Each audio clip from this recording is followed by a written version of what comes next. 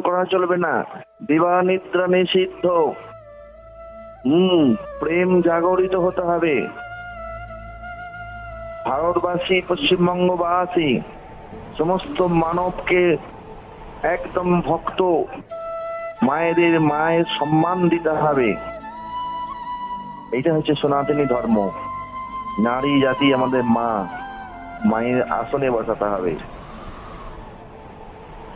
সমস্ত সমগ্র মানব জাতিকে বলি, পিতা মাতা হচ্ছে শ্রেষ্ঠ, স্বর্গের থেকেও তারা বড়। তাদেরকে সেবা প্রদান করতে হবে। জ্বলন্ত একদম স্বয়ং পর পার্বতী, তাদের সেবা প্রদান করতে হবে। এইটা হচ্ছে সনাতন ধর্মের কর্ম। একটা পিতামাতা আশা করে বৃদ্ধকালে আমার পুত্র